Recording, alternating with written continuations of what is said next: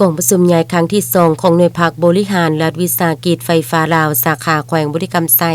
ได้จัดขึ้นอย่างเป็นทางการในตอนบ่ายวันที่25มีนาคม2025นี้อยู่ที่ห้องประชุมของตน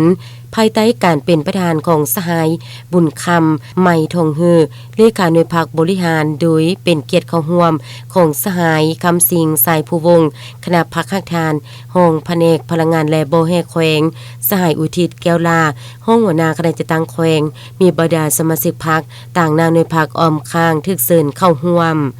กองประชุมได้เป็นเอกภาพต่อบริงานการเมืองทางสองภาคพร้อมทางคนครัวประกอบคำคิดคำเห็นใส่บริงานการเมืองและบทสำรวจการนำพาของหน่วยพรรคในนั้นได้ติราคาด้านดีด้านอ่อนข้อคงค้างสาเหตุและบทเรียนการสีนำพาในการจะตั้งปฏิบัติกองประชุมใหญ่ครั้งที่1ในสุมปีผ่านมาและเป็นเอกภาพภาพพองเอาที่ทางแผนการ5ปีต่อหน้าแต่ปี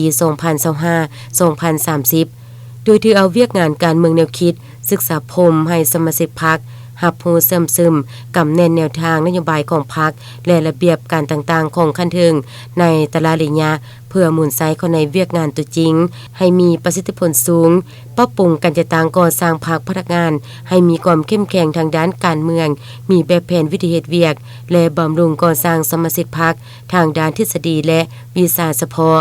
เพื่อประกันสร้างให้ได้พนักงานสืบทอดเป็นเทนยกสูงความรู้ความสามารถแบบแผนวิธีนำพาเพื่อเสริมขยายบทเรียนและหัวคิดประดิษฐ์สร้างเข้าในการจัดตั้งปฏิบัติเวียกงานในแต่ละระยะให้ปรากฏผลเป็นจริงและเวียกงานอื่นๆกองประชุมได้ใส่สิทธิประชาธิปไตยของตนปอนบัตรคัดเลือกเอาเลขาหน่วยภาคสุดใหม่บนพื้นฐานหลักการรวมศูนย์ประชาธิปไตยทางถูกต้องสอดคล้องกับมาตรฐานเงื่อนไขที่กำหนดไว้ซึ่งมีผู้สมัคร5สหายเลือกเอา3สหายกองประชุมครั้งปฐมฤกษ์ได้เป็นเอกภาพการเลือกเอาเลขาห้องเลขาและผู้กฎกาเลือกเอาสหายบุญคำทองไมฮือเป็นเลขาหน่วยพรรคเลือกเอาสหายนางคำบางตุลาลมเป็นห้องเลขาและเลือกเอาสหายจันทพรสุวรรณราชเป็นผู้กฎกา